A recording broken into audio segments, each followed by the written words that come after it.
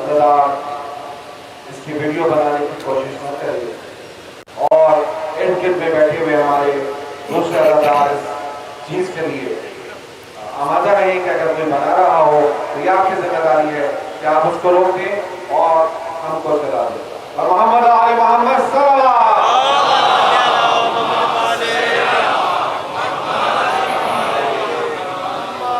فاتحہ.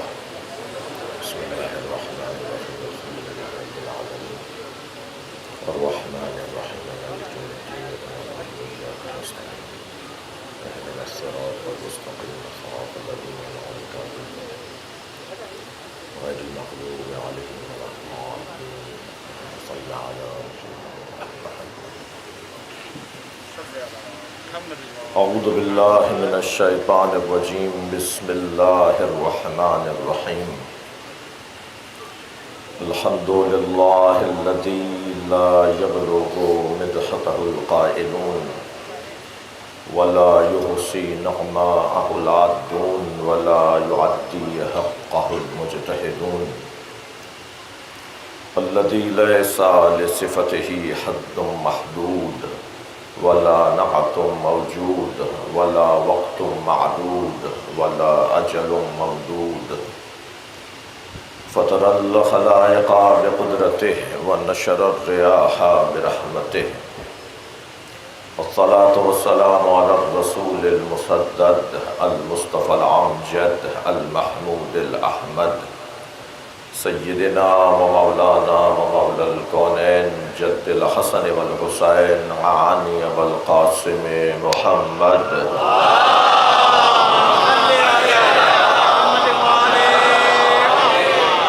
وآلہ الطیبین الطاہرین المعصومین الذین قال اللہ انما یرید اللہ لیذہب عنکم الرجس اہل البیت وَيُطَهِّرَكُمْ تَطْهِيرًا.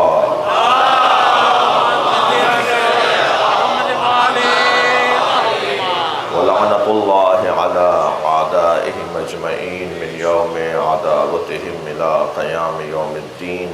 أَمَّا بَعْدُ قَالَ الْحَكِيمُ فِي قُرْآنِ الْكَرِيمِ. بسم اللَّهِ الرَّحْمَٰنِ الرَّحِيمِ. وَإِذَا ابْتَلَىٰ إِبْرَاهِيمَ رَبُّهُ بِكَلِمَاتٍ فَأَتَمَّهُنَّ قَالَ إِنِّي جَاعِلُكَ لِلنَّاسِ إِمَامًا قَالَ وَمِنْ ذُرِّيَّتِي قَالَ لَا يَنَالُ عَهْدِيَ الظَّالِمِينَ. صلوات.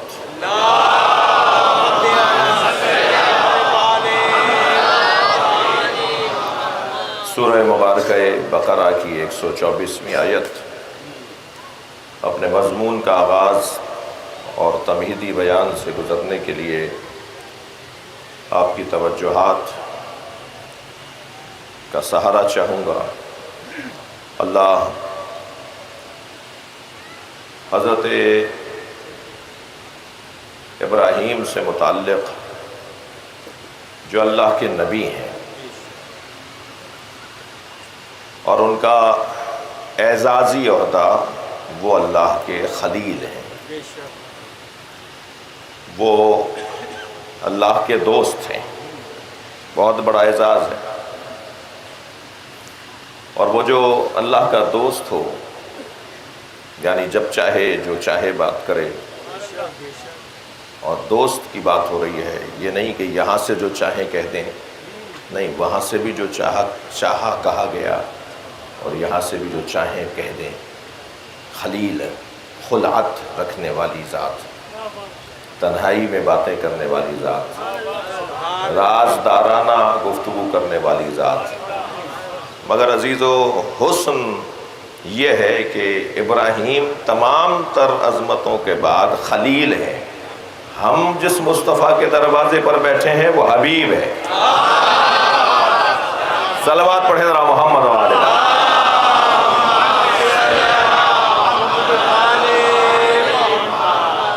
یہاں حضرت ابراہیم کی جو پہلا منصب ہے، پہلا درجہ ہے، وہ ہے نبوت کا درجہ. اور پھر حضرت ابراہیم کو پروردگار عالم نے اس کے بعد رسالت کا درجہ بھی عطا کیا ہے. ابراہیم انبیاء کرام میں یعنی کل کی گفتگو جو میں نے آپ کے ہاتھ میں مضمون دیا تھا اختتام کلام میں کہ نبوت عامہ اور نبوت خاصہ، ایک مرتبہ جب ہم نبوت کی گفتگو کریں گے اور سب مسلمان اس موضوع سے آشنا ہیں، وہ کسی بھی مسلک اور مکتب دین دھرم کا ہو، وہ بھی کسی بھی فقہ اور کسی بھی مسلکی عنوان سے اپنی زندگی گزارتا ہو، مگر نبوت کی بحث میں ہم سب مشترک ہیں۔ ہم سب انبیاء کرام کی عظمت کے قائل ہیں، ہم سب انبیاء کرام کی عصمت کے قائل ہیں، اور اگر نہیں ہے تو قائل ہونا چاہیے، اس لیے کہ اگر نبیوں کی عصمت کے قائل نہیں ہوں گے تو دین جیسا تھا ویسا منتقل ہوا کی ضمانت ختم ہو جائے گی۔ عصمت در حقیقت دین جیسا تھا ویسا رہا کی ضمانت کو کہا جاتا ہے۔ آپ کی دقتیں میرے ساتھ ہیں، میں اسی منزل بیان پر یہ کہنا چاہوں گا کہ الحمدللہ اس سال ہر سال کی طرح مگر کچھ اس سال مجھے محسوس زیادہ ہو رہا ہے، پاک محرم ایسوسی ایشن کی جانب سے انتظامات بہتر ہیں، بلکہ صرف بہتر نہیں ہیں، بہت اچھے ہیں۔ مومنین کے لیے آواز کی فراہمی کا انتظام بھی بہتر ہے، تھوڑے تھوڑے فاصلے پر سبیلوں کا انتظام بھی ہے، اور مائک کا اور پنکھوں کا انتظام، اور پھر یہ اس وقت جو کیفیت بنائی ہے یہ شاید ممکنہ بارانی کیفیت کو بھی مد نظر رکھا گیا ہے۔ تو میں آفرین کہوں گا، مرحبا کہوں گا، آپ لوگوں سے ان کے ساتھ ہمدردی کرنے کی اپیل کروں گا۔ ایک صلوات پڑھ لیں ذرا نبی کی ذات پر۔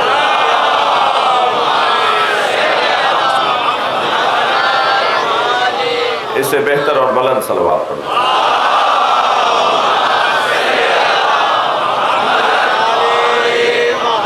پھر دہرا رہا ہوں جلدی جلدی اپنے مضمون کو آپ کے حوالے کرنے کے لیے کہ امامت، نبوت، ان دونوں بحثوں کے اندر بحث کو، گفتگو کو تقسیم کریں گے مولانا، ایک نبوت عامہ، ایک نبوت خاصہ۔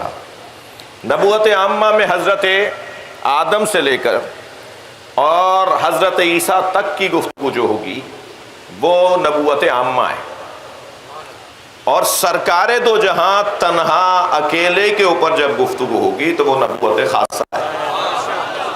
یعنی میں اگر یوں کہہ دوں، میں اپنی طرف سے کوئی بات کہنے کی کوشش نہیں کروں گا، کوشش یہ ہوگی کہ جو بات کی جائے قرآن سے آیت ہو۔ تمام انبیاء کرام کی نبوت پر گفتگو نبوت عامہ ہے، اور سرکار تنہا نبی کی ذات پر گفتگو نبوت خاصہ ہے۔ اور یہ میں اور آپ نہیں سوچ رہے، اللہ بھی ایسے ہی بولتا ہے۔ کیف اذا جئنا من کل امت بشہید، اے میرے حبیب تم نے دیکھا کہ ہم نے ہر امت کے لیے ایک گواہ بنایا۔ اللہ نے نبی کو گواہ کے طور پر بھی لیا ہے، جو آ کر امت کو سمجھا رہا ہے، جو آ کر امت کی ہدایت کر رہا ہے، وہ اسی امت پر گواہ بھی ہے۔ کیف اذا جئنا من کل امت بشہید، دیکھا کہ ہم نے ہر امت کے لیے کیسے ایک گواہ کو قرار دیا۔ اب سرکار یہاں تک ہر امت کے لیے، من کل امت، ہر امت کے لیے ہم نے گواہ بنایا۔ یہ نبوت عامہ ہے، ہر امت۔ آپ ذرا امتوں کے لسٹ تو بنائیے، شاید 10 صفحے تیار کر لیں آپ کہ فلاں امت تھی، فلاں امت تھی، ان سب کو اللہ نے ایک اتنے سے جملے میں بول دیا۔ اسی کو کہتے ہیں نبوت عامہ۔ ساری نبوتوں کو، ساری امتوں کو ایک جملے میں اللہ نے بول دیا۔ کیف اذا جئنا من کل امت بشہید وجئنا بک، اور اے میرے حبیب ہم نے آپ کو بھیجا سارے نبیوں کو ایک طرف، وجئنا بک علی ہؤلاء شہیدا، اور اے میرے حبیب آپ کو ہم نے ان سارے گواہوں اور نبیوں پر نبی بنا کر بھیجا۔ صلوات پڑھیں ذرا محمد و آل محمد۔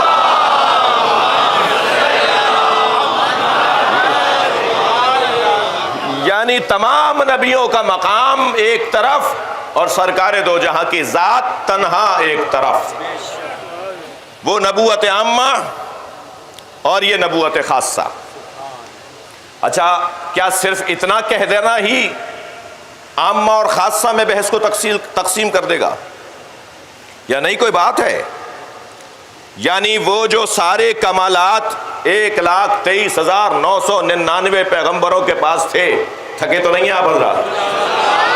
1,23,999 پیغمبروں کے پاس جو سارے کمالات تھے وہ اللہ نے اس سے زیادہ سجا کر اکیلے نبی کو عطا کیے ہیں۔ جی سنی شیعہ مجمع ہے، نشتر پارک کی مجلس ہے، یہاں ویسے بھی بات وہی ہوا کرتی ہے کہ جو بات مشترکہ ہو، اور مشترکہ بات کیا کم پڑ گئی ہے کہ جو مختلفہ بات کی جائے، اور اگر مختلفہ بات کرنی ہے تو اسے مشترکہ بنانے کے لیے کرنی ہے۔ ہدف اور مقصد یہ ہے کہ اس کو کسی طرح منتقل کیا جائے بات کو انتہائی معقول انداز سے۔ جو سارے نبیوں کے اللہ نے کمالات رکھے، کچھ مشترکہ تھے، کچھ کمالات مشترکہ تھے۔ مثلا کچھ نبیوں کو اللہ نے رسول بھی بنایا ہے، صاحب شریعت بھی بنایا ہے، یہ مشترکہ کمالات نہیں ہیں۔ لیکن ہر نبی کو اللہ نے معصوم بنایا ہے، یہ مشترکہ ہے۔ ہر نبی کا بنیادی جو اس کا مقام ہے، جو اس کی صفت ہے، وہ یہ ہے کہ اسے معصوم ہونا چاہیے۔ اچھا، جب کہہ دیا جائے کہ حضرت آدم نبی ہیں، حضرت مثلاً عزیر نبی ہیں، حضرت دانیال نبی ہیں، تو پھر یہ کہنا ضروری نہیں ہے کہ وہ معصوم ہیں۔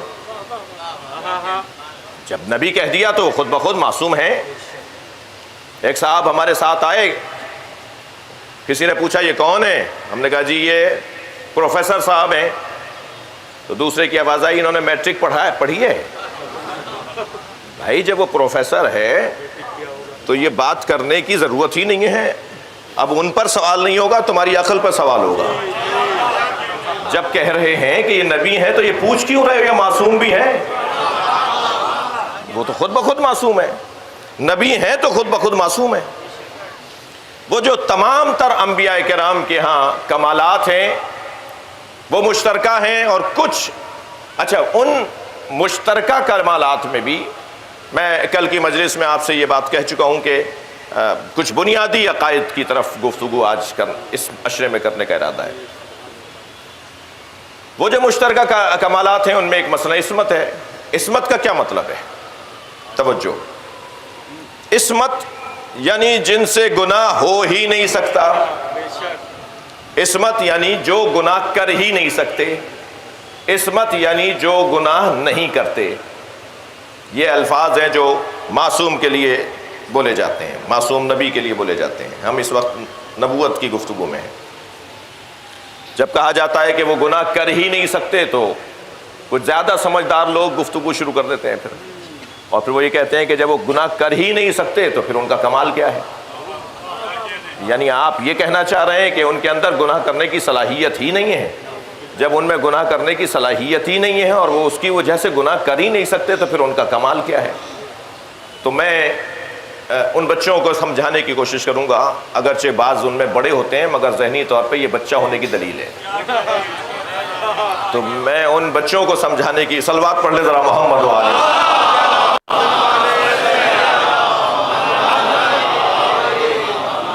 یہ عرض کرنا چاہوں گا کہ اگر یہ کہہ دیا جائے، بلکہ میں کہہ رہا ہوں ایک طالب علمانہ لہجے میں، کہ نبی اور امام گناہ کر ہی نہیں سکتے،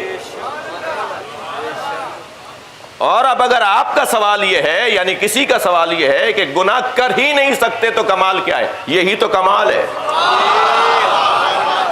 کہنے لگے مولانا واضح کیجئے، بات روشن کیجئے، کیا مطلب ہے کہ گناہ کر ہی نہیں سکتے؟ یعنی صلاحیت نہیں ہے؟ نہیں، میں ایک مثال دوں گا، اہل دقت بیٹھے ہوئے ہیں، اور ضمناً میں جناب شبر رضا صاحب سے، شمسی بھائی سے، نقی بھائی سے، ان سے گزارش کروں گا کہ پاک محرم ایسوسی ایشن کے ساتھ اپنی تعاون کو اور اپنی ہم آہنگی کو، اپنی ذہنی ہم آہنگی کو نسبتاً بڑھائیں، اور کوئی بات ایسی نہیں ہونی چاہیے، میں قومی شخصیات سے گزارش کروں کہ جس میں کوئی قومی وقار میں کمی آئے یا آپس کی وحدت میں کوئی بال برابر بھی فرق پڑنے لگے۔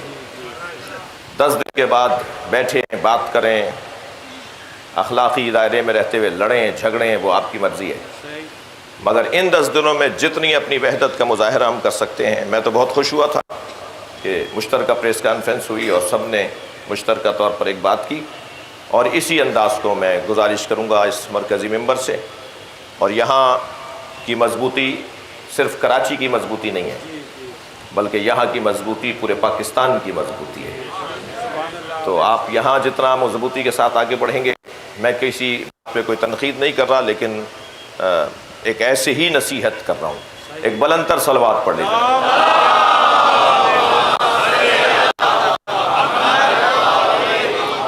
اور بہتر صلوات.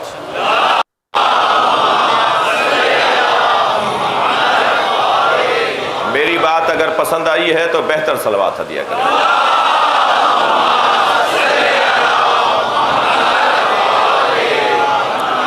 یہ جو میں نے اب جملہ کہا نا کہ نبی گناہ کر ہی نہیں سکتے.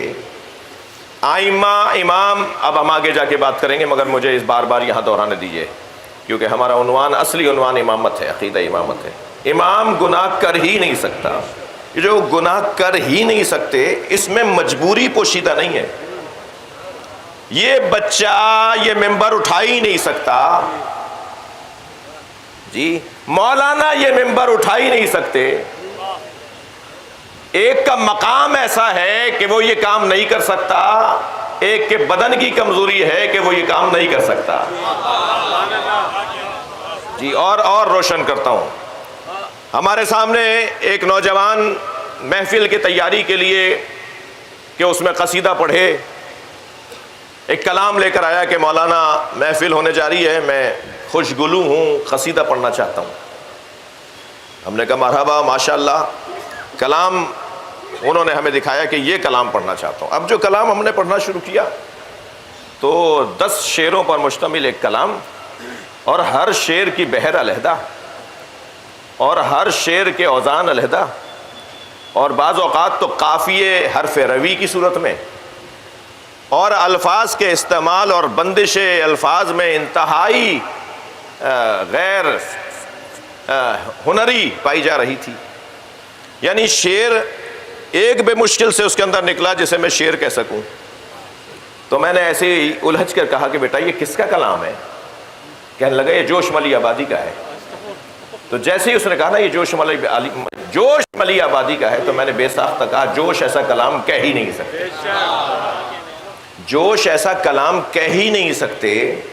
یہ اس لیے کہا جا رہا ہے کہ جو ادب کے کمال پر فائز ہو، جو شاعروں کا استاد ہو، جس کے آگے الفاظ ہاتھ باندھے کھڑے ہوں، اگر اس سے منسوب کوئی کلام دکھا کے جو بھونڈا کلام ہو کہا جائے کہ جوش کا کلام ہے، تو جواب یہ آئے گا کہ جوش ایسا کلام کہہ ہی نہیں سکتا.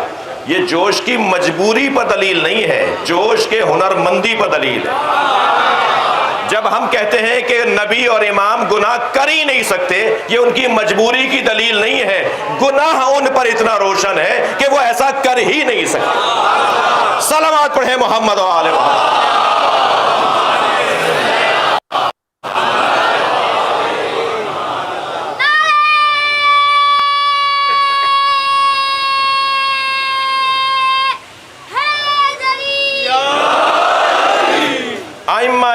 انبیاء کرام میں نبوت عامہ کی گفتگو میں بات شروع ہوگی سب سے پہلے حضرت آدم سے. حضرت آدم نبوت عامہ کا ایک سب سے روشن، سب سے پہلا نام. ان کے پاس اللہ نے کیا کچھ قرار نہیں دیا. 4 تو بڑے عنوان حضرت آدم کے ساتھ جڑے ہوئے ہیں. سب سے پہلا عنوان جو حضرت آدم کے ساتھ جڑا ہوا ہے، حضرت آدم کو اللہ نے مکمل علم عطا کیا. علم الآدم الاسماء کلہا. جتنے بھی علوم ہیں وہ حضرت آدم کو دیے گئے. کلہا کی بات ہو رہی ہے بھیا. اگر آیت رک گئی ہوتی علم الآدم الاسماء اور کلہا کی تشریح اور وضاحت نہ آئی ہوتی تو شاید کوئی کہہ دیتا کہ ان کے پاس فلاں علم تھا اور فلاں علم نہیں تھا. لیکن آدم علیہ السلام کے پاس ہر طرح کا علم موجود تھا. اور پھر ہر طرح کا علم اگر حضرت آدم کے پاس موجود تھا تو پھر یہ کوئی بحث کرنے کی ہے کہ جو نبوت عامہ کا فرد ہو اور اس کے پاس ہر طرح کا علم ہو تو مسلمان قرآن چوم کر اسے مانے، اور جو نبوت خاصہ کا عنوان رکھتا ہو اور سارے نبیوں پر نبی ہو، اس کے لیے اگر میں کہہ دوں کہ نبی کے پاس ہر علم تھا تو مسلمان ڈھونڈ رہا ہوتا ہے کہ انہیں تو لکھنا نہیں آتا تھا، مسلمان ڈھونڈ رہا ہوتا ہے کہ انہیں تو پڑھنا نہیں آتا تھا۔ آج کا سارا مسلمان انہیں پڑھ کر تو مفتی اعظم بن جاتا ہے۔ جنت کی جائیداد ہے بس اس کے واسطے، جنت کی جائیداد ہے بس اس کے واسطے جو بھی رسول پاک کا حامی دکھائی دے، اور نادر وہ شخص جائے گا کیسے بہشت میں جس کو رسول پاک میں خامی دکھائی دے۔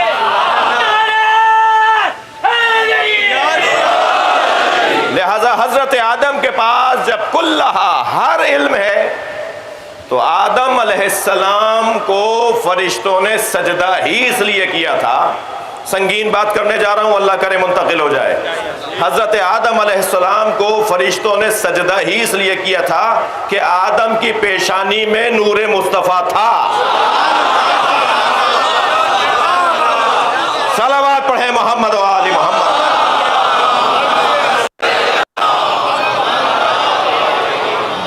ابھی میں منزل نبوت شناسی کی منزل سے گزر رہا ہوں۔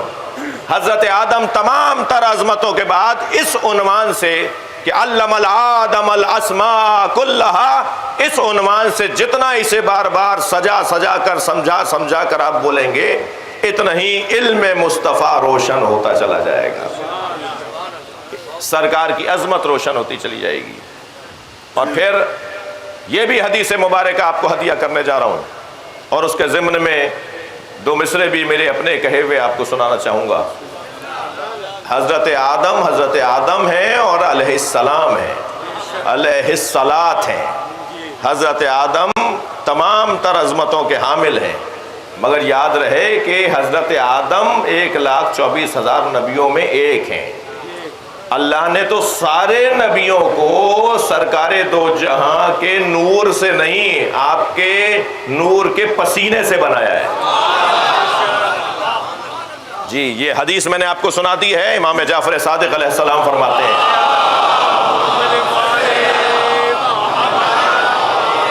یہاں جس پسینے کی بات کر رہے ہیں وہ بدن کا پسینہ نہیں ہے، وہ نور کا پسینہ ہے، اس لیے کہ جس پسینے کی بات ہو رہی ہے اس وقت حضرت کا بدن خلق نہیں ہوا ہے۔ جی میں محتاط ہوں، جانتا ہوں مجھے کیا بولنا ہے۔ اس وقت سرکار کا بدن بھی خلق نہیں ہوا ہے، اور اللہ کے اس کام کو اس طرح معصوم بیان فرماتے ہیں کہ نبی کے پسینے سے اللہ نے انبیاء کو خلق کیا ہے۔ جی مجھے پچھلے دنوں ایک نعت کہنے کی توفیق ہوئی تو میں آپ کو دو مصرے اپنے ہی کلام کے دو مصرے سنا رہا ہوں کہ عرق جبین سے لے کر نبی بنائے گئے، عرق جبین سے لے کر، توجہ ہے اب حضرات کی، میں کچھ اندھیرے میں مجھے محسوس ہو رہا ہے تو تھوڑی گردن ہلائیں گے تو مجھے اندازہ ہوگا۔ عرق جبین سے لے کر نبی بنائے گئے، بھئی توجہ چاہوں گا دوسرے مصرے پر، نعت ہو اور اس میں تغزل نہ ہو، نعت ہو اور اس میں تغزل نہ ہو تو پھر وہ نعت کیا ہے؟ جی عرق جبین سے لے کر نبی بنائے گئے، پھر اس کے بعد پسینہ گلاب ہو نہ سکا۔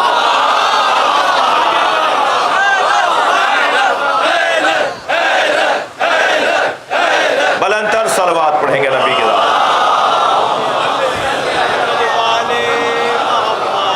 آپ کی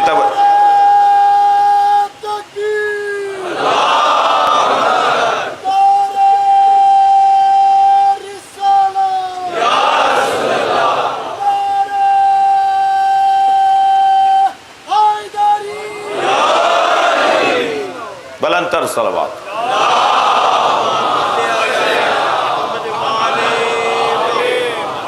توجہ ہے آپ حضرات کی۔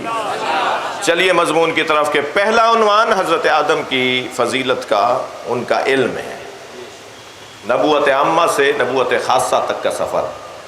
پہلا عنوان علم انسان کو کس درجے پر پہنچا دیتا ہے۔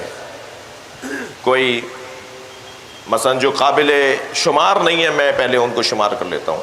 کوئی گورنر بن گیا، کوئی 21ویں گریڈ کے اوپر کہیں کمشنر تشریف فرما ہے، کہیں سیکٹری ہے کسی وزارت کا، بھائی کیسے ہوا؟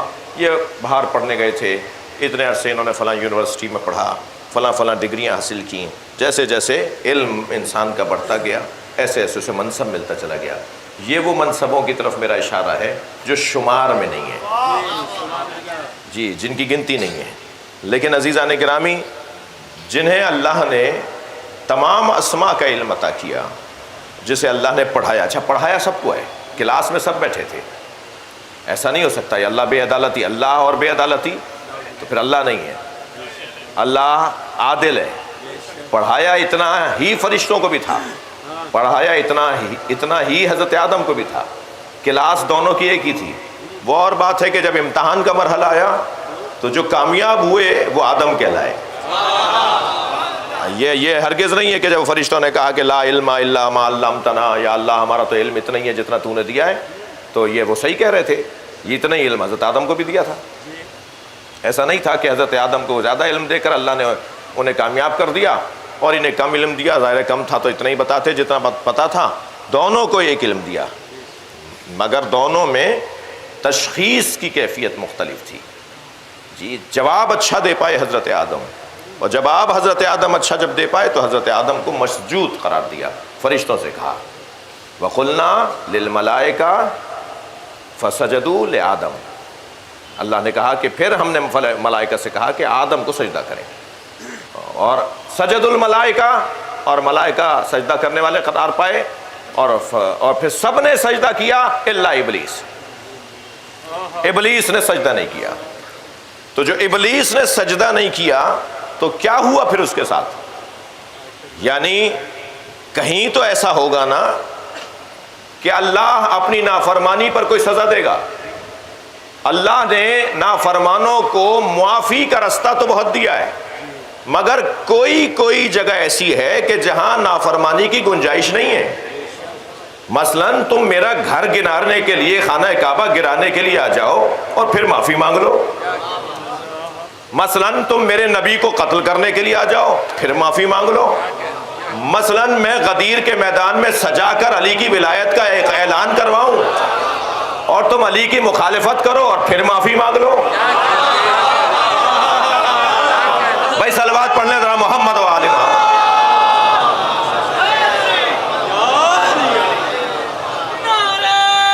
جی، یہ کیا ہوگا؟ یہ ہمیشہ ایسا نہیں ہوگا۔ اللہ نے خانہ کعبہ پر پتھر برسانے والوں کو کیا معاف کر دیا، نظر انداز کر دیا؟ جی، جو خانہ کعبہ کو ڈھانے کے لیے آئے تھے، ہاتھیوں کو لے کر آئے تھے، جی اتنا بڑا جانور لے کر آؤ گے، ہم اتنے سے جانور سے ماریں گے۔ خبردار، وسائل پہ نہ جانا، اللہ پہ توکل تمہاری مدد کرے گا۔ اتنے قوی ہیکل جانوروں کو معمولی کنکریوں نے زخمی کر دیا، اور ان پرندوں نے جب کنکریاں چھوڑی تو کسی کی کنکری خطا نہیں کر رہی تھی، اس لیے کہ اللہ کی طرف سے بھیجے گئے تھے۔ اللہ کی طرف سے پرندہ بھی بھیجا جائے تو غلطی نہیں کرتا، نبی غلطی کیسے کریں گے؟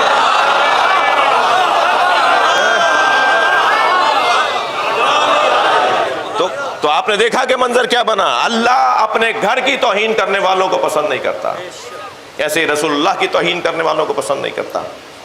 ایسے ہی علی کی ولایت کا سننے کے بعد جنہوں نے انکار کیا، ان کو آسمان سے پتھر نے آ کے مارا یا نہیں؟ سأل سائل بعذاب واقع، ایک سائل نے عذاب مانگا اور عذاب آیا۔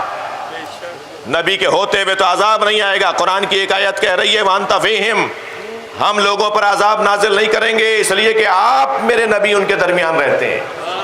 رحمت للعالمین کے ساتھ ہوتے ہوئے اللہ کا عذاب نہیں آئے گا۔ ایک قاعدہ، دوسری آواز کہ ہم نے عذاب نازل کیا، یا اللہ یہ کیا ہو رہا ہے؟ تو دیکھو تو صحیح وہ کون ہے جس پہ عذاب ہے؟ وہ ہے جو مولا علی کی ولایت کا منکر ہے۔ لہذا جب کہا کہ آپ نے اپنی طرف سے کہا یا اللہ کی طرف سے، آپ نے فرمایا میں کوئی بات اپنی طرف سے نہیں کرتا، جو بات کرتا ہوں اللہ کی طرف سے کرتا ہوں۔ تو کہنے لگا کہ پھر اللہ ہی سے کہیے کہ مجھ پہ عذاب آ جائے۔ بغض علی کا بیمار ویسے بھی عذاب ہی مانگتا ہے۔ اور ایسا ہی ہوا کہ ایک پتھر نازل ہوا اور حارث ابن نعمان فہری اسی میدان غدیر میں اس پتھر کا شکار ہوا. تو حضرت آدم کا انکار نہیں، اللہ کا انکار ہو رہا ہے. جی اللہ کو نہیں مان رہا، اللہ کی بات کو نہیں مان رہا. یا ابلیس ما منعک ان تسجد لما خلقت بیدی، اے ابلیس بتا. اب بلا لیا، عدالت لگ گئی، بلا لیا ابلیس کو. نبوت عامہ پر گفتگو ہے، جہاں ہمارا سفر جائے گا نبوت خاصہ یعنی امامت کی طرف. اے ابلیس اسے سجدہ کرنے سے تجھے کس نے روکا جسے میں نے اپنے دونوں ہاتھوں سے بنایا ہے؟ جی دونوں ہاتھوں سے اللہ نے بنایا ہے. اللہ کے دو ہاتھ ہیں، تک تو نہیں رہے. میرا ایک ہاتھ تو الٹا ہے، میرا ایک ہاتھ تو الٹا ہے. اللہ کے دو ہاتھ ہیں. اللہ کے دو ہاتھ ہیں یعنی اللہ کی طاقت مکمل ہے. اللہ کے دو ہاتھ ہیں یعنی وہ قدرت مطلقہ رکھتا ہے. بیٹا تم سے یہ پنکھا نہیں اٹھ رہا، دونوں ہاتھوں سے اٹھاؤ. فلاں پانی کی بھری بالٹی تم سے نہیں اٹھ رہی، ایک ہاتھ سے اٹھا رہے ہو، نہیں اٹھ رہی، دونوں ہاتھوں سے اٹھاؤ. یہ ہم بھی محاورتاً کہتے ہیں کہ دونوں ہاتھوں سے اٹھاؤ یعنی تو پوری طاقت سے اٹھاؤ. دو ہاتھ یعنی مکمل طاقت. ورنہ تصور نہیں ہے کہ ایک سیدھا اور ایک الٹا. اللہ تو اللہ ہے، کوئی علی کو سمجھ لے تو اللہ سمجھ میں آ جائے. میرے مولا علی علیہ السلام کے دونوں ہاتھ سیدھے. جلدی میں کہہ گیا اس لیے آپ نے لطف نہیں لیا. میرے معصوم امام الٹے ہاتھ سے کھانا کھا رہے تھے، سیدھے ہاتھ سے تکیہ لگائے ہوئے تھے. حشام نے دیکھا تو انہیں سمجھ میں نہیں آیا، امام صادق کے گھر کی طرف جانے لگے. ابو بصیر گھر سے نکل رہے تھے. ابو بصیر نے پوچھا حشام کیا بات ہے؟ کا منظر دیکھ کر آ رہا ہوں، جعفر صادق کے فرزند موسیٰ کاظم الٹے ہاتھ سے کھانا کھا رہے ہیں، سیدھے ہاتھ سے تکیہ لگائے ہوئے ہیں. تو ابو بصیر نے بے ساختہ کہا اس میں پریشانی کی کیا بات ہے، امام کے دونوں ہاتھ سیدھے ہوتے ہیں. میرے مولا علی فرماتے ہیں کلتا الیدین یمین، اللہ کے دونوں ہاتھ سیدھے ہیں. اس لیے کہ الٹے ہاتھ کی ضرورت مجھے اور آپ کو تو ہو سکتی ہے، انہیں نہیں ہو سکتی جن کے ہاتھ میں نامہ عمل الٹے ہاتھ میں دیا جائے. اور الٹے ہاتھ کا فلسفہ ازالہ نجاست ہے. نجاست کو دور کرنے کے لیے اللہ نے الٹا ہاتھ بنایا ہے. اور جن کے ہاں طہارت باطنی بھی ہو اور طہارت ظاہری بھی ہو، وہاں الٹے ہاتھ کا فلسفہ بنتا ہی نہیں ہے. ہاں اب اگر ہاتھ ہیں دو تو دونوں سیدھے ہاتھ ہیں. اللہ کے بارے میں مولا علی فرماتے ہیں، جو قرآن میں اللہ نے کہا نا کہ اللہ نے اپنے دونوں ہاتھوں سے بنایا ہے، تو مولا علی کی حدیث ہے، مولا فرماتے ہیں کلتا الیدین یمین، اللہ کے دونوں ہاتھ سیدھے ہیں. جسے اللہ نے دونوں ہاتھوں سے بنایا، مکمل طاقت سے بنایا، ابلیس نے اس کا سجدہ نہیں کیا. تو حضرت آدم کا دوسرا امتیاز، بہت جلدی گزار رہا ہوں، دوسرا امتیاز حضرت آدم کا، حضرت آدم مسجود ملائکہ ہیں. ملک ایک صلاحیت اور توانائی کو کہا جاتا ہے. اللہ کی جانب سے جو توانائیاں اور صلاحیتیں تقسیم کی گئی ہیں اور تعمیر کی گئی ہیں اور تاسیس کی گئی ہیں، ان ساری صلاحیتوں کو حضرت آدم کے آگے اللہ نے جھکا دیا ہے. تمام تر شعبہ تدبیر کائنات حضرت آدم کے سامنے جھکائے گئے. یہ مسجود ملائکہ ہیں. حضرت آدم کی زندگی عزیزان گرامی توبہ اور استغفار پر مشتمل زندگی. لا تقربا هذه الشجرہ، اس شجر کے قریب نہ جانا. مبارک مجمع کچھ سننے آیا ہے، اس منزل بیان پر تھوڑی سی توجہ میں اور زیادہ مضاف اور زیادہ توجہ چاہوں گا. لا تقربا هذه الشجرہ، اس درخت کے قریب تم دونوں نہ جانا. جی اچھا بیٹا پنکھے کو ہاتھ نہیں لگانا. مثال دے رہا ہوں بھائی، پنکھے کو نہیں دیکھیں، کوئی نہیں لگا رہا. بیٹا پنکھے کو ہاتھ نہیں لگانا. اس کا مطلب ہمارا یہ تھا نا کہ اس بچے کو کوئی تکلیف نہ ہو، لیکن اگر اس کی جگہ کوئی اور اس کو گھما کر صحیح رخ پہ کر دے تو مطلب پورا ہو گیا. حضرت آدم درخت کے قریب نہ جاتے، کوئی لا کے پھل کھلا دیتا. تو حضرت آدم کو تو درخت سے روکا تک گیا تھا نا. بھائی میں درخت کے قریب کب گیا؟ تو نے کب کہا تھا کہ پھل نہیں کھانا؟ تو نے تو کہا تھا درخت کے قریب نہ جانا. تو میں درخت کے قریب نہیں گیا، فرشتے موجود تھے، فرشتے تھے نا جبھی تو سجدے کی بحث ہو چکی. کوئی بھائی وہاں پر شیطان بھی تھا، اور عجیب جنت ہے جس میں شیطان بھی تھا. بھائی جنت ہے یہ جس میں سے نکالا جا رہا ہے. تو میرے بچوں جوانوں یہی اسی مرحلے پہ جان لو کہ یہ وہ جنت نہیں ہے کہ جس میں اعمال گزارنے کے بعد داخلہ ملے گا. یہاں جنت لغوی اعتبار سے جنت ہے، خوشگوار ماحول، خوش چشم ماحول، جہاں جس جگہ کو دیکھ کر اچھا لگے اسے جنت کہا جاتا ہے. جنت جن، جنین، مجنون کے خاندان کا لفظ ہے. علمی گفتگو سننے والے توجہ کریں. مجنون، جن، جنت، جنین ماں کے شکم میں چھپا ہوا بچہ جنین. مجنون جس کی عقل چھپ جائے. جنت جو پھولوں سے، پودوں سے، ہریالی سے، سبزے سے زمین چھپ جائے اسے جنت کہا جاتا ہے. ایک ایسی جگہ تھی کہ جو پھولوں سے اور پودوں سے سجی ہوئی جگہ تھی. حضرت آدم کو وہاں پر رکھا گیا تھا، ورنہ تو جنت کا حصول تو اعمال کے بعد ہے نا.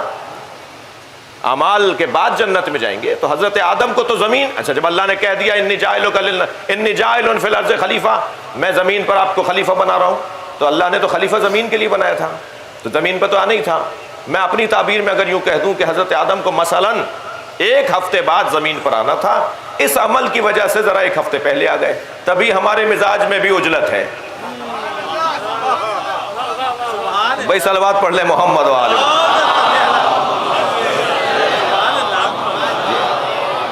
آنا تو تھا حضرت آدم کو مگر 1 ہفتے پہلے آ گئے. وہاں رہنے کے لیے تو انہیں خلق ہی نہیں کیا گیا تھا. اب یہاں حضرت آدم نے پھل کھا لیا اور کہہ دیتے کہ بھائی میں تو درخت کے قریب ہی نہیں گیا، تو پھل تو کسی اور نے لا کے دے دیا. تو مطلب کیا ہے؟ یہ جو شجر، اچھا حضرت آدم سے پہلے کچھ بھی نہیں تھا بھائی، شجر تھا. جی شجر تھا تبھی کہا گیا کہ درخت کے قریب نہ جانا. درخت تھا تبھی کہا گیا درخت کے قریب نہ جانا. یہ عجیب مسلمان ہے کہ حضرت آدم سے پہلے نبی کو نہیں مانتا، درخت مان لیتا ہے.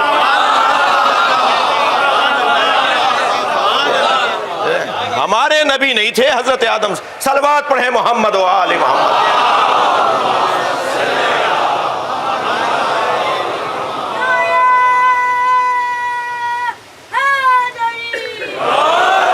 اس نقطے پر میں نے نسبتاً محنت کی ہے تو اپنی محنت آپ کے سامنے رکھنا چاہتا ہوں. آپ کی توجہات میرے ساتھ ہیں، میں اس کا ممنون ہوں. اللہ نے کیا کہا؟ لا تقربا ہذہ الشجرہ، اے آدم و حوا اس درخت کے قریب نہ جانا. یہ قریب نہ جانا، قریب نہ جانا یہ ذہن میں رکھتے ہوئے اب ذرا ایک اور آیت سن لیجئے. الم ترى کیف ضرب اللہ مثلا کلمۃ طیبۃ کشجرۃ طیبہ اصلها ثابت وفرعها فی السماء. توجہ، اے میرے نبی تمہیں اللہ نے مثال دی ہے کلمہ طیبہ کی جو شجرہ طیبہ کی طرح ہے. ذہن میں رہے لا تقربا هذه الشجرہ. اب اس آیت کو ذرا سنیے. الم تری کیف ضرب اللہ مثلا کلمۃ طیبۃ کشجرۃ طیبہ اصلها ثابت وفرعها فی السماء. اے میرے حبیب دیکھو اللہ نے کیسی مثال دی ہے کلمہ طیبہ کی جو شجرہ طیبہ کی طرح ہے، جس کی پہلی صفت یہ ہے کہ اس کی جڑیں بڑی مضبوط ہیں. اس کی دوسری صفت یہ ہے کہ اس کی شاخیں آسمانوں میں ہیں. کوئی درخت ڈھونڈیے کہ جس کی شاخیں آسمانوں میں ہو. کوئی درخت ڈھونڈیے جس کے قریب جانے سے آدم کو روکا گیا ہو. وہ درخت کسی گندم کا درخت نہیں تھا. اس درخت کو محمد و آل محمد کہا جاتا ہے. اے آدم تم محمد اور علی کو اپنے جیسا نہ ماننا. صلوات پڑھیں محمد و آل محمد.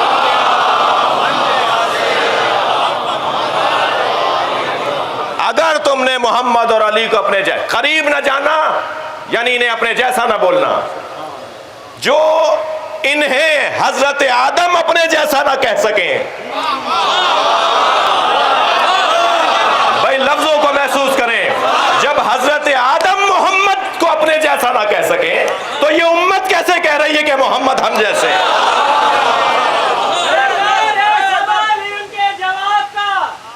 بیکار ہے سوال ہی ان کے جواب کا. وہ مجسمہ ہے کرم بے حساب کا. وہ دنیا ممکنات میں سب کچھ صحیح لیکن ہم سے کوئی نہیں ہے رسالت محبت.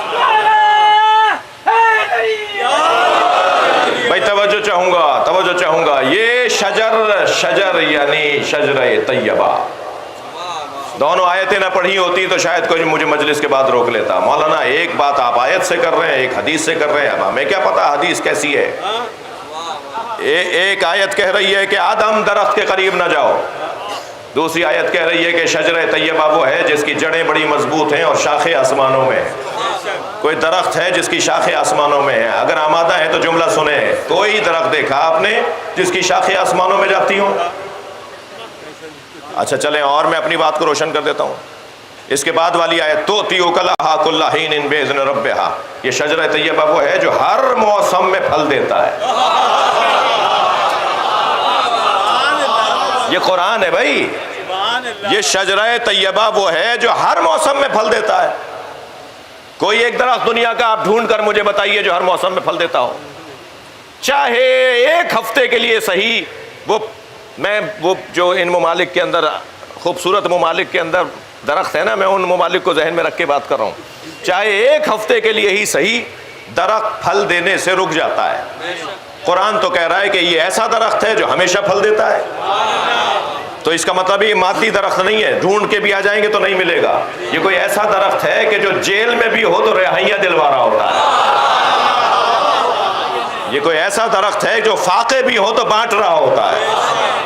ये कोई ऐसा दरख्त है जो यहाँ रह के वहाँ वालों को खिला रहा होता है।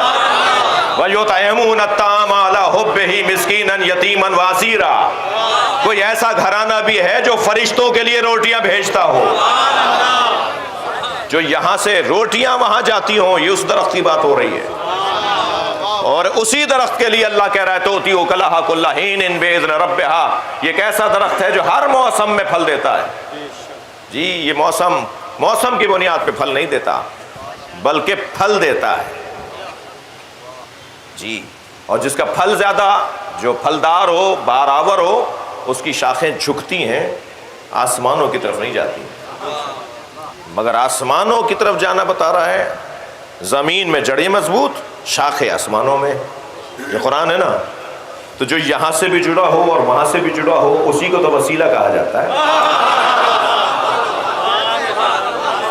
जिसका ताल्लुक यहां से गहरा हो, जिसकी शाखें वहां पर जुड़ी हुई हो, उसी को वसीला कहते हैं। वसीला दो तरफों से जुड़े हुए वजूद को कहा जाता है। जिस दरवाजे पर मैं और आप इस शौक के साथ बैठे हैं, हम सुन्नी शिया इसलिए बैठे हैं कि हमें पता है कि ये यहां हैं मगर वहां के हैं। लिहाजा यहां की हाजतें वहां पहुंचाना भी इन्हीं का काम है, और वहां की रहमतें, बरकतें और रिज्क उतारना भी इन्हीं का काम है।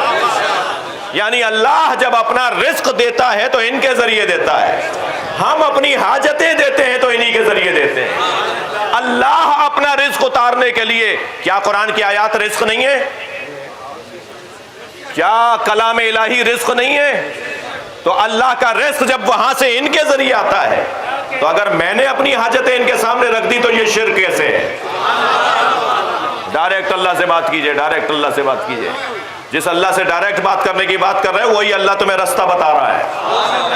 और मैं इन बच्चों से कह रहा हूं, आपको अगर कोई मिल जाए ना जो कहे हमें अल्लाह काफी है, हमें किसी वसीले की जरूरत नहीं है, आप पहला जवाब तो उसे दिया करें, अपना चेहरा जरा आईने में जाके देखो, इस काबिल भी हो। यहाँ बड़े बड़े औलिया नबी के दरवाजे पर खड़े नजर आए, यहाँ बड़े बड़े अंबिया नबी मुकर्रम के दरवाजे पे खड़े नजर आए। यहाँ आज का मुसलमान जिसे तहारत भी करना नहीं आती, वो कहता है हमें अल्लाह काफी है। सिस्टम तोड़ रहे हो तुम, अल्लाह का बनाया हुआ निजाम तोड़ रहे हो। मगर इन मजलिसों की बरकतें ये हैं कि इस अकीदे को और इस नजरिए को सालमियत के साथ गुजारता रहे, और यही शायद आपका और मेरा जिहाद है। अपनी बात कीजिए माकूल अंदाज से और इंतहाई मुदल्लल अंदाज से, जो जहनों में भी उतरे, जो ख्यालों को भी रोशनी अता करे। और इस पैगाम को मजबूत बनाने का नाम करबला है। 2 मुहर्रम है। चलिए इससे पहले कि इमाम करबला पहुंचे, हम करबला चलते हैं। آج 2 محرم کو فرزند رسول کا قافلہ کربلا پہنچا ہے.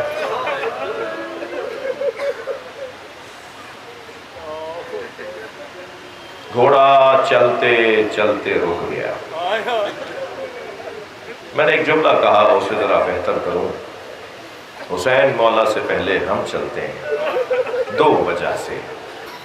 2 وجہ سے ہم چلتے ہیں. پہلی وجہ تو یہ ہے کہ چلیے کنکر بینے، پتھر چنیں، کانٹے اٹھائیں، رستے صاف کریں کہ کوئی کانٹا سکینہ کے پیر میں نہ چل جائے، کوئی پتھر جناب زینب کو تکلیف نہ پہنچائے.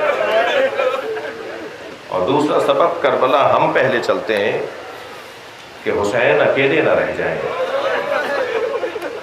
یہ ہم جو ہر سال محرم مجالس امام حسین کو یاد کرتے ہیں، یہ گویا ہم یہ اعلان کرتے ہیں زیارت پڑھتے ہوئے کہ مولا ہم نہیں تھے، کاش ہم ہوتے تو ہم آپ پر اپنی جان قربان کر دیتے. ائمہ اہل بیت نے بھی ہمیں رونے کا اس لیے حکم دیا ہے کہ اپنے آپ کو تیار کرو، ابھی ایک حسین آنے والا ہے،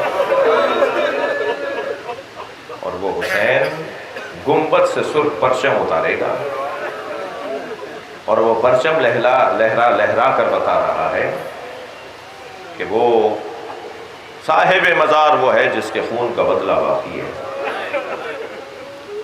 جب وہ پرچم اتار کے چلے گا تو یہ پوری دنیا میں یہ جو امام پہ رونے والے لوگ ہیں یہ سب اس پرچم کے پیچھے چلیں گے. پھر یزید بنام یزید کے فلاں کا بیٹا اور فلاں کا پوتا تھا، اس سے بدلہ نہیں ہوگا، بلکہ یزید کی وجہ سے جو نظام بنا اس نظام کا توڑ اس کا بدلہ ہوگا. پھر ظالم سے بدلہ نہیں، ظلم سے بدلہ ہوگا. ظلم کا خاتمہ ہوگا، اجر و عدل و انصاف سے زمانہ پر ہوگا. یہ نتیجہ ہے اس آنے والے حسین کے انتقام کا. چلیے کربلا چلیں. ذوالجناح رک گیا. امام نے شفقت سے اس کے گردن پہ ہاتھ پھیرا، فرمایا تو کبھی میرے حکم سے ہاتھ نہیں اٹھاتا. امام کبھی اسے چابک مارتے نہیں تھے، بس فرماتے تھے تیز چل تو یہ تیز چلتا تھا، رک جا تو رک جاتا تھا. فرماتے تھے میں اترنا چاہ رہا ہوں تو یہ اترنے کا ماحول بناتا تھا. حتیٰ کبھی کبھی گھٹنے ٹیک دیتا تھا تاکہ امام آسانی سے اتر آئے، امام کے پیر زمین تک آ جائیں، رکاب میں رکھنے نہ پڑیں. یہ بڑا باوفا امام کا گھوڑا ہے، نبی کی سواری ہے. پسر سعد نے اسے تیر مارنے سے روک دیا تھا، اپنے لوگوں سے کہا تھا اسے کوئی تیر نہ مارے. امام کی شہادت کے بعد کہا اس کو کوئی تیر نہ مارے، میں نے بچپن میں نبی کو اس پہ بیٹھے دیکھا ہے، میں اسے تبرک کے طور پہ اپنے پاس رکھوں گا. ذوالجناح کو بہت سے لوگوں نے چاہا امام کی شہادت کے بعد کہ پکڑیں، مگر یہ کسی کے ہاتھ میں نہیں آتا تھا، اور یہ یا فرات میں ڈوب گیا، یا صحراؤں میں دوڑ گیا، یا بعض 3 باتیں ہیں، یا یہ اس نے اپنے امام کے برابر میں اپنی جان دے دی. لیکن وہ جو روایت ہے نا کہ جس میں ہے کہ امام جب ظہور فرمائیں گے تو ذوالجناح پہ بیٹھ کے آئیں گے، وہ پھر سمجھ میں آتا ہے کہ یہ اللہ کی مصلحت کے خاطر یہ کہیں غائب کیا گیا ہے، اللہ نے اسے غیبت میں رکھا ہے، غائب کیا ہے. جب امام آئیں گے جب لے کر آئیں گے اس کو. جی بہت سمجھدار تھا، جانتا تھا کہ سکینہ کھڑی ہے، جانتا تھا کہ جناب رباب اس کے قریب آ رہی ہے. جس میدان میں انسانوں نے حسین کا ساتھ نہیں دیا، اس میدان میں اس جانور نے امام حسین کا ساتھ دیا، اس گھوڑے نے امام حسین کا ساتھ دیا. جب آیا ہے نا، میں ایک بڑا سخت جملہ مجھے میرے ذہن میں آ رہا ہے، آپ کی آنکھوں میں آنسو ہیں. کوئی نہیں تھا کربلا میں جو آ کے بتاتا کہ حسین مارے گئے ہیں.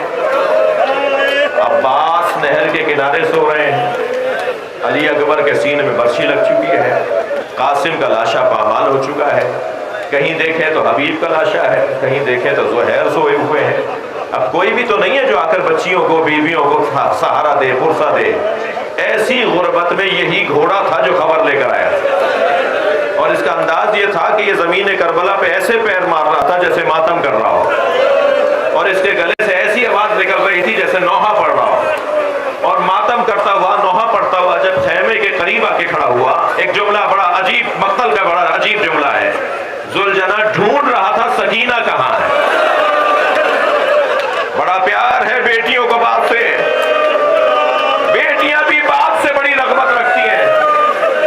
یہ اسی خیمے پہ جا کے کھڑا ہوا جس میں جناب سکینہ تھی، اور جب خیمے کے اندر بی بی کو احساس ہوا نا کہ گھوڑا آیا ہے بابا کا اور بابا کو لے کر گیا تھا، تو آپ سوچ سکتے ہیں کتنی جلدی باہر آئی ہوں گی، لیکن جب باہر آئی تو کیا دیکھا، زین ڈھلکی ہوئی ہے، رکابیں کٹی ہوئی ہیں، لگام زمین پہ خط بنا رہی ہے، گھوڑا اکیلا گردن جھکائے کھڑا ہے، گھوڑے کی پشت پر اس کا مالک واپس نہیں آیا ہے۔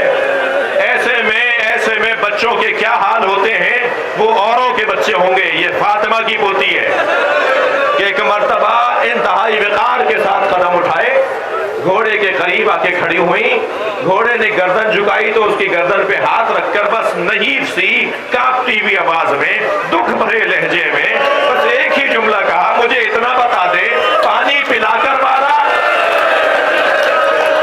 یا جواد ابی هل سقیا ابی ام قتل عطشانا، اے بابا کے گھوڑے مجھے اتنا بتا دے پانی پلا کر مارا یا پیاسا مار دیا۔ یہ گھوڑا چلتے چلتے کربلا میں رک گیا۔ امام کو بڑا تعجب ہوا، اے ذوالجناح تو نے کبھی میرے حکم سے سرتابی نہیں کی؟ گھوڑا بار بار زمین کربلا کی خاک کو سونگھتا ہے۔ اتنی دیر میں کچھ فاصلے پہ آباد مکانات میں سے لوگ نکلنا شروع ہوئے، ایک بڑا قافلہ تھا امام کا، آہستہ آہستہ لوگ قریب آنے لگے۔ فرمایا عباس ان میں جو معمر لوگ ہیں، جو بزرگ لوگ ہیں، ان سے پوچھو اس زمین کا نام کیا ہے۔ تو نام مختلف بتائے گئے، کسی نے ماریہ بتایا، کسی نے نینوا بتایا، اور امام ہر نام پر فرماتے تھے کوئی اور نام بھی ہے اس کا، اس خطے کو، اس زمین کو کیا کہتے ہیں۔ نام مختلف رہے، مگر ایک ضعیف العمر انسان جس کے ہاتھ میں عصا تھا بہت ہی آہستہ آہستہ قریب آیا اور امام کے قریب آ کے کہنے لگا، اے زہرا کے لال آگے چلے جاؤ، کسی اور جگہ خیمے لگا لو جائے۔ امام نے فرمایا آپ میرا ادب کر رہے ہیں، آپ میرا احترام کر رہے ہیں، مجھے بس اتنا بتائیں کہ اس کا نام کیا ہے۔ تو انہوں نے کہا حسین ہاذا کرب و بلا، یہ حسین کربلا ہے۔ جیسے امام حسین نے سنا نا یہ کربلا ہے، حضرت عباس قریبی کھڑے تھے، عباس پتہ کرو یہ زمین کس کی ملکیت میں ہے، یہی تو جگہ ہے ہماری، اسی کو تو میں ڈھونڈتا ہوا آیا ہوں۔ خیمے لگائے گئے، جگہ خریدی گئی، اور جتنی بڑی جگہ امام حسین نے اس وقت میں خریدی تھی، آج حرم امام حسین کربلا، حرم امام حسین اس اصلی جگہ کو دوبارہ سے خرید رہا ہے تاکہ اصلی جگہ کو محفوظ کر لیا جائے جو جگہ حسین مولا کی ملکیت ہے۔ اور پھر خیمے لگے، 2 محرم کو خیمے لگے، میرے مولا امام حسین اس بیابان میں تنہا جانے لگے۔ کسی نے روکا تو فرمایا مجھے جانے دو، مگر دور سے جناب زینب نے دیکھا کہ بھائی تنہا ہے، تو پیغام بھیجا کہ کیا مجھے اجازت ہے کہ میں بھائی کے قریب آ جاؤں۔ جب امام نے اجازت دی تو بی بی اپنے بھائی کے برابر میں آ کے کھڑی ہوئی۔ اب حسین اور زینب شریکت الحسین ہیں، اس پورے مارکے میں زینب اور حسین ہی کا تو معاملہ ہے۔ اقبال کہتے ہیں حدیث عشق دو بابست کربلا و دمشق، یکے حسین رقم کر دی گرے زینب۔ یہ پورا واقعہ یا حسین نے لکھا ہے یا زینب نے لکھا ہے۔ اب دونوں بہن بھائی، آخری جملے کہہ رہا ہوں، دونوں بہن بھائی کھڑے ہیں، گفتگو ہو رہی ہے۔ جناب زینب سے فرمایا زینب ذرا غور سے دیکھو، یہ جگہ جو نظر آ رہی ہے یہاں میرا علی اکبر گھوڑے سے گرے گا، اور وہ جگہ جو نظر آ رہی ہے زینب وہاں میرے قاسم کو پامال کیا جائے گا، اور وہ جو نہر کے کنارے کی جگہ ہے وہاں میرے عباس کو شہید کیا جائے گا۔ اجر و کمل اللہ، اجر و کمل اللہ۔ بس آخری جملہ کہہ رہا ہوں، اور پھر بیوی کا ہاتھ پکڑا اور ایک نشیب میں لے کر آ گئے۔ کربلا کا نشیبی علاقہ اور جگہ ہے جہاں لے کر آئے، اور فرمایا اسے ذرا غور سے دیکھو، میں یہاں گھوڑے سے گروں گا، مجھ پہ گھوڑے دوڑائے جائیں گے، اہل بیت یہاں اسیر بنائے جائیں گے۔ اللہ لعنت اللہ علی قوم الظالمین۔